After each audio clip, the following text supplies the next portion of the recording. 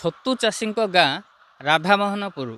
ଏହି ଗାଁରେ ବସବାସ କରୁଛନ୍ତି ପ୍ରାୟ 80ରୁ ଉର୍ଦ୍ଧ୍ୱ ପରିବାର।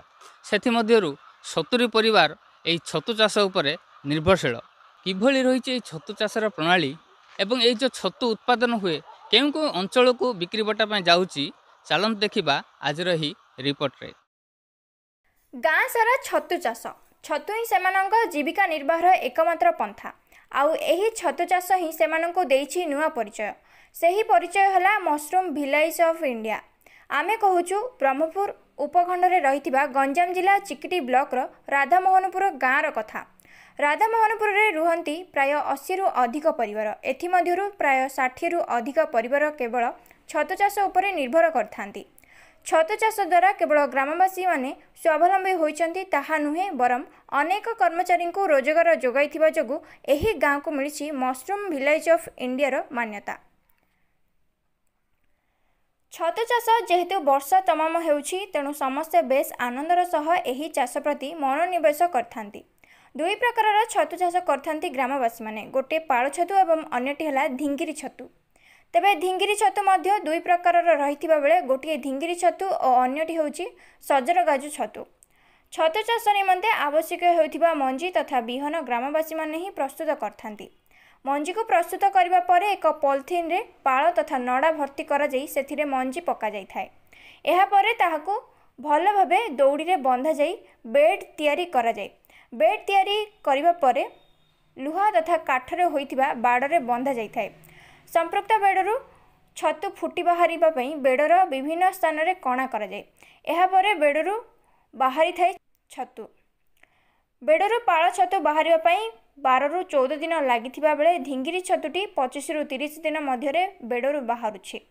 ତେବେ ପାଳ ଛତୁର ଅଧିକ ଚାହିଦା ରହିଥିବା ଯୋଗୁଁ ଏହାକୁ ଜିଲ୍ଲା ଓ ଜିଲ୍ଲା ବାହାରକୁ ବିକ୍ରି ନିମନ୍ତେ ପଠାଯାଇଥାଏ। ସେହିପରି ଧିଙ୍ଗିରି ଛତୁକୁ ଜିଲ୍ଲାର ବିଭିନ୍ନ ସ୍ଥାନକୁ ପଠାଇବା ସହିତ ଏହି ଛତୁରେ ଆଚାର ଓ ପାମ୍ପଡ଼ ପ୍ରସ୍ତୁତ କରି ବଜାରକୁ ପଠାଯାଇଥାଏ। ଗାଁରୁ ପ୍ରତିଦିନ ଶହ ଶହ କେଜି ଛତୁ ବାହାରୁଥିବା ବେଳେ ଏହାକୁ ବିକ୍ରି ବଟା ନିମନ୍ତେ ସେଭଳି ବ୍ୟବସ୍ଥା ନଥିବା ଯୋଗୁଁ ଏନେଇ ପଦକ୍ଷେପ ନେବାକୁ ଦାବି କରିଛନ୍ତି ଛତୁ ଚାଷୀ। ଧିଙ୍ଗିରି ଛତୁ କିଲୋ ପ୍ରତି 40 ଟଙ୍କା ରହିଥିବା ବେଳେ ସଜରଗାଜୁ ଛତୁ 50 ଟଙ୍କା ଓ ପାଳ ଛତୁ କିଲୋ ପ୍ରତି 180 ଟଙ୍କା ରହିଛି।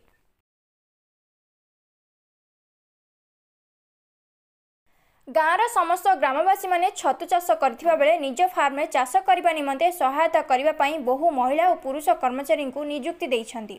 ସମ୍ପୃକ୍ତ କର୍ମଚାରୀମାନେ ସକାଳ ଓ ସନ୍ଧ୍ୟା ସମୟରେ କିଛି ଘଣ୍ଟା ଛତୁ ଫାର୍ମକୁ ଆସି ଛତୁ ଚାଷ ନିମନ୍ତେ ବେଡ଼ ପ୍ରସ୍ତୁତ କରିବା ଠାରୁ ଆରମ୍ଭ କରି ଛତୁ ହେବା ପରେ ତାହାକୁ ବାହାର କରି ବିକ୍ରି ନିମନ୍ତେ ପ୍ରସ୍ତୁତ କରିଥାନ୍ତି। ଏଭଳି ଛତୁ ଚାଷରେ କାମ କରି ଦିନକୁ ଭଲ 2 ପଇସା ରୋଜଗାର ହେଉଥିବା ଯୋଗୁଁ ବେଶ୍ ଖୁସିର ସହ କାମ କରିଥାନ୍ତି କର୍ମଚାରୀମାନେ। ସେପଟେ ରାଧାମୋହନପୁର ଗାଁର ଚାଷୀମାନଙ୍କୁ ରାଜ୍ୟ ସରକାରଙ୍କ ବିଭିନ୍ନ ଯୋଜନାରେ ସହାୟତା ଯୋଗାଇ ଦିଆଯାଉଛି। ମସରୁମ୍ ମିଶନରେ ସେମାନଙ୍କୁ ଅନ୍ତର୍ଭୁକ୍ତ କରାଯାଇ ପ୍ରୋତ୍ସାହନ ଯୋଗାଇ ଦିଆଯାଉଛି। ଏହାସହ ଭଲ ଛତୁ ଚାଷ କିଭଳି କରିପାରିବେ ସେ ନେଇ ଉଦ୍ୟାନ ବିଭାଗ ପକ୍ଷରୁ OUTରେ ଚାଷୀମାନେ ତାଲିମ ମଧ୍ୟ ପାଇଛନ୍ତି। ଛତୁ ଚାଷ ଦ୍ୱାରା କେବଳ ଗ୍ରାମବାସୀମାନେ ସ୍ୱାବଲମ୍ବୀ ହୋଇଛନ୍ତି ତାହା ନୁହେଁ, ବରଂ ଅନେକ କର୍ମଚାରୀଙ୍କୁ ରୋଜଗାର ଯୋଗାଇଥିବା ଯୋଗୁଁ ଏହି ଗାଁକୁ ମସରୁମ୍ ଭିଲେଜ ଅଫ୍ ଇଣ୍ଡିଆର ମାନ୍ୟତା ଦିଆଯାଇଛି ବୋଲି କହିଛନ୍ତି ଉଦ୍ୟାନ ବିଭାଗର ଉପନିର୍ଦ୍ଦେଶକ। ପ୍ରକାଶ କୁମାର ପରିଡ଼ା, ଗ୍ରାମ ରାଧାମୋହନପୁର। ଛତୁ ଚାଷ କରି 15 ବର୍ଷ ପାଖାପାଖି ହେଲାଣି। ମୁଁ ଦୁଇ ପ୍ରକାରର ଛତୁ ଚାଷ କରୁଛି, ଗୋଟେ ପାଳ ଛତୁ ଆଉ ଗୋଟେ ଧିଙ୍ଗିରି ଛତୁ। ପାଳ ଛତୁଟା 8 ମାସ ହେଉଛି, ଧିଙ୍ଗିରି ଛତୁଟା 4 ମାସ ଚାଷ ହେଉଛି। ଦୈନିକ 70ରୁ 80 କିଲୋ ଛତୁ ପ୍ରଡକ୍ସନ୍ ହେଉଛି। କେମିତି କ'ଣ ମଞ୍ଜି ଆଣୁଛନ୍ତି କ'ଣ? ମଞ୍ଜିଟା ତ ମୁଁ ନିଜେ ପ୍ରଡକ୍ସନ୍ କରୁଛି। OUTରୁ ପ୍ରଶିକ୍ଷଣ ନେଇକି ମଞ୍ଜିଟା ନିଜେ ପ୍ରଡକ୍ସନ୍ କରୁଛି ଏବଂ କେତେ ଜଣ ଚାଷୀକି ବି ମଞ୍ଜିଟା ସପ୍ଲାଏ କରୁଛି। ଗ୍ରାମରେ 80 ପରିବାରରୁ 70 ପରିବାର ଛତୁ ଚାଷ କରୁଛନ୍ତି। ବର୍ତ୍ତମାନ ସେ ବିଶ୍ୱ ଖାଦ୍ୟ ଦିବସରେ ଆମର ସୋଲାନ୍ର ଯିଏ ଡାଇରେକ୍ଟର ଅଫ୍ ମସରୁମ୍ ରିସର୍ଚ୍ଚ ସେଣ୍ଟରରୁ ଭିଜିଟ୍ରେ ଆସିଥିଲେ ଏବଂ ସେହିଦିନ ଏହି ଗ୍ରାମକୁ ଛତୁ ଗ୍ରାମ ଭାବେ ଘୋଷଣା କରିଛନ୍ତି। ମସରୁମ୍ ଭିଲେଜ ଅଫ୍ ଇଣ୍ଡିଆ କୁହାହେଉଛି ରାଧାମୋହନପୁରକୁ। ଛତୁଟା ତ ଡିମାଣ୍ଡ ଅଛି। ବ୍ରହ୍ମପୁର ନିୟରେଷ୍ଟ ମାର୍କେଟ ହେଉଛି ବ୍ରହ୍ମପୁର ଛାଡ଼ିକି ବାହାରକୁ ବି ଯାଉଛି, ଗଜପତି ଯାଉଛି, କୋରାପୁଟ ଯାଉଛି, ମାଲକାନଗିରି ଯାଉଛି ଏବଂ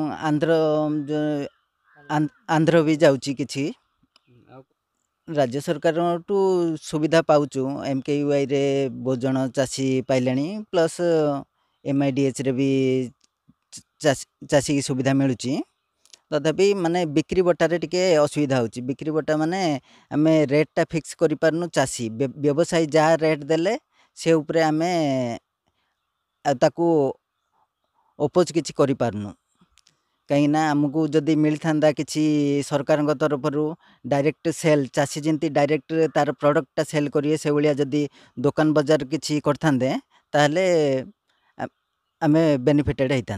रोहित कुमार साहू କ'ଣ ମାନେ ଫାଷ୍ଟ ତ ଆମେ ଗୋଟେ ଛତୁ କରୁଥିଲୁ ବର୍ତ୍ତମାନ ଏବେ ଦୁଇଟା ଛତୁ କରାହେଉଛି ମାନେ ଖରା ବର୍ଷା ଦୁଇଟା ଜିନିଷରେ ପାଳ ଛତୁ ଯେଉଁ କରାହେଉଛି ସେଇଟା ଆଉ ଏବେ ଓନ୍ଲି ଗୋଟେ 4 ମାସ ପାଇଁ ସେ 8 ମାସ ପାଳ ଛତୁ ଏଇ 4 ମାସ ପାଇଁ ବୋଲି ଶୀତ 4 ମାସ ପାଇଁ ବୋଲି ଡିଙ୍ଗି ଛତୁଟା କରାହେଉଛି ମାନେ ଅଷ୍ଟ୍ର ଯେଉଁଟା କହୁଛନ୍ତି ପ୍ରୋସେସ୍ କେମିତି ସେଇଟା କ'ଣ ରହୁଛି କେମିତି କରାଯାଏ? ଆଉ ଡିଙ୍ଗି ଛତୁର ମାର୍କେଟିଂ କମ୍ ମାନେ ସେଲ୍ସ ଅଧିକା ନାହିଁ ସେଥିପାଇଁ ବୋଲି ପାଳ ଛତୁ ଅଧିକା ଦିନ କରାହେଉଛି ଆଉ ଏ ଡିଙ୍ଗିରି ଛତୁଟା କେବଳ 4 ମାସ ହିଁ କରାହେଉଛି। କେମିତି କରାହେଉଛି ପ୍ରୋସେସ୍? ଡିଙ୍ଗିରି ଛତୁଟା କ'ଣ ମାନେ ଡିଙ୍ଗିରି ଛତୁ ମାନେ ନଡ଼ାଟାକୁ ସେଇ ପାଳ ନଡ଼ାରେ ହିଁ କରାହେଉଛି କିନ୍ତୁ ଏଇଟା କ'ଣ ଛୋଟ ଛୋଟ କାଟିକି ସେଟାକୁ ପ୍ୟାକିଂ କରାହେଉଛି ପ୍ୟାକିଂ ହେଇସାରିଲା ପରେ ତାକୁ ମଞ୍ଜି ଦେଇକି ବା ଶିକା ବନେଇକି ଝୁଲେଇକି ରଖାହେଉଛି ବୁଝିଲେ କି ଡିଙ୍ଗିରି ଛତୁଟା କ'ଣ ହେଉଛି ନା ଗୋଟେ 15 ଦିନ ପକ୍କା ହେଲା ମିନ୍ସ 2 ମାସ ସେ କଣ୍ଟିନ୍ୟୁ ସେ ବେଡ଼୍ରେ ହିଁ କଣ୍ଟିନ୍ୟୁ 2 ମାସ ବାହାରିବ ସେଥିପାଇଁ 4 ମାସ ପାଇଁ ଏଇଟା କରାହେଉଛି ବୁଝିଲେ କି କିନ୍ତୁ ତାର ମାର୍କେଟ ଉପରେ ସେଲ୍ସ ଉପରେ ଲାଭ ରହୁନି ଏଇଟା ଖାଲି ମେଣ୍ଟେନାନ୍ସ କରିବା ମାନେ ଫାର୍ମ ମେଣ୍ଟେନାନ୍ସ ପାଇଁ ବୋଲି ଏ 4 ମାସ ପାଇଁ ଏଇଟା କରାହେଉଛି ଯେ ପାଳ ଛତୁଟା 8 ମାସ ସେ କଣ୍ଟିନ୍ୟୁ ରହିବ କେତେ ଦିନ ବୁଝିଲେ ବାହାର ସେ 12 ଦିନିଆ ପ୍ରଡକ୍ସନ୍ ପାଳ ଛତୁ 12 ଦିନିଆ ପ୍ରଡକ୍ସନ୍ ଆଉ ଡିଙ୍ଗିରି ଛତୁଟା ମାନେ ଗୋଟେ ଦିନ ବେଡ୍ ଥରେ ପକେଇଲା ମିନ୍ସ 2 ମାସ କଣ୍ଟିନ୍ୟୁ ସେ ରହିବ ବୋଲି ପାଳ ଛତୁ ମାନେ ନଡ଼ା କଟା ହେବ ପାଣିରେ ଭିଜା ହେବ ଭିଜେଇକିନା ଗୋଟେ 14 ଘଣ୍ଟା ପରେ ତାକୁ ପାଣିରୁ ବାହାର କରିକି ଡ୍ରାଏ କରାହେଉଛି ଡ୍ରାଏ କରିସାରିଲା ପରେ ତାକୁ ନେଇ ବେଡ୍ ପକା ହେବ ସେ ବେଡ୍ ପକେଇ ମାନେ 10 ଦିନ 12 ଦିନ ତାର ଯତ୍ନ ନେବୁ ଯତ୍ନ ନେଲା ପରେ 12 ଦିନରୁ କଣ୍ଟିନ୍ୟୁ ପ୍ରଡକ୍ସନ୍ ଷ୍ଟାର୍ଟ ହେବ ସିଏ 3 ଦିନ ଗୋଟେ ଥର ପକେଇଲେ 3 ଦିନ ବାହାରିବ ସିଏ ପ୍ରଡକ୍ସନ୍ 3 ଦିନ ହେବ କିନ୍ତୁ ମାନେ ଡିଙ୍ଗିରି ଛତୁଟା ଗୋଟେ ଥର ପଡ଼ିଲା ମିନ୍ସ ସେ ଗୋଟେ ମାସ କଣ୍ଟିନ୍ୟୁ 7 ଦିନ ବାହାରିବ ସେ 4 ଥର ବାହାରିବ କିନ୍ତୁ ପାଳ ଛତୁ ଓନ୍ଲି 3 ଦିନ ବାହାରିବ। ମୁନ୍ନା ସାହୁ ରାଧାମୋହନପୁର ଛତୁ ଚାଷ ତ କରି ଆମେ 2008ରୁ କରୁଛୁ 2008ରୁ ଆଜି ପର୍ଯ୍ୟନ୍ତ 18-20 ବର୍ଷ ହେଲାନି ଛତୁ ଚାଷ କରି ଯାଉଛୁ ତା ଆଗରୁ ଆମେ ତ ଛୋଟ ଥିଲୁ ତା ଆଗରୁ ପଦାରେ କାମ କରିବାର ବ୍ରହ୍ମପୁର ତାପରେ ଦେଖିଲୁ ଗାଁରେ ଜଣେ ବାଡ଼ କଲେ ତାପରେ ଏମିତି ହେଇକି ଆମେ ବି ବାଡ଼ କଲୁ ସେ ଦିନରୁ ଚାଲିଛି ପୁରା କଣ୍ଟିନ୍ୟୁ ଡିଙ୍ଗିଟା 40 ଟଙ୍କା ରହୁଛି କିଲୋ ପିଛା ସେଇଟା ମେଣ୍ଟେନାନ୍ସ ପାଇଁ ଖାଲି କରୁଛୁ କିନ୍ତୁ ପାଳ ଛତୁରେ ଭଲ ଲାଭ ଅଛି ବିକ୍ରିଟା ଟିକେ ବିଜାରିଆ ହେଉଛି ଆମ ଦ୍ୱାରା କିଲୋ ପାଳ ଛତୁରା 180 ଟଙ୍କା 180ରୁ 190 ଭିତରେ ଆମକୁ ମିଳୁଛି ତାଙ୍କେ ମାର୍କେଟରେ ବିକୁଛନ୍ତି 260 ଟଙ୍କା 270 260 ଟଙ୍କା ବିକୁଛନ୍ତି ଡିଙ୍ଗିରି ଛତୁ ଡିଙ୍ଗିଟା ତାଙ୍କେ ବିକୁଛନ୍ତି 100 ପରେ ବିକୁଛନ୍ତି ଆମକୁ ଦେଉଛନ୍ତି 40 ଟଙ୍କା କ'ଣ ବ୍ୟବସାୟ ଲାଭ ହେଉଛୁ ଲାଭ ତ ପାଳ ଛତୁରେ ଭଲ ଲାଭ ଅଛି କିନ୍ତୁ ଯଦି ଆମକୁ ଅଲଗା କେଉଁଠି ବିକିବାକୁ ମିଳିତା ବେଲେ ମାର୍କେଟ ଆଉ ଟିକେ ଅଧିକା ଲାଭ ହେଇଥାନ୍ତା ଡିଙ୍ଗିରି ଛତୁରୁ ନା ପାଳ ଆମର ଡିଙ୍ଗିରିରେ ଆଚାର ହେଉଛି ପାମ୍ପଡ଼ ହେଉଛି ବଡ଼ି ହେଉଛି ସବୁ ବନାଉଛୁ ଆମେ ବି ବନାଉଛୁ ଏଇଠି ବନେଇକି ଏବେ ତ ନୂଆରେ ବନା ହେଲା ବନେଇକି ଭଲ ସେଲ୍ସ ଅଛି ତାକୁ ନେଇକି ଆମେ ମାର୍କେଟରେ ବିକୁଛୁ ଆଉ ଏହି ରାଧାନପୁର ଗ୍ରାମକୁ ମିଳିଛି ମସରୁମ୍ ଭିଲେଜ୍ ଅଫ୍ ଇଣ୍ଡିଆର ମାନ୍ୟତା ଏ ନେଇ ଗ୍ରାମବାସୀମାନଙ୍କର ଖୁସିର ଲହରୀ ଖେଳି ଯାଇଥିବା ବେଳେ ନିଜେ ନିଜେ ସ୍ୱାବଲମ୍ବୀ ହେବା ସହିତ ଅନ୍ୟଙ୍କୁ ମଧ୍ୟ ରୋଜଗାରର ପନ୍ଥା ଦେଖାଇଛନ୍ତି। ଗଞ୍ଜାମ ଜିଲ୍ଲା ଚିକିଟି ବ୍ଲକ ରାଧାନପୁରରୁ ସୁଦର୍ଶନ ରାଉଳ ଦୈନିକ ଆଶା।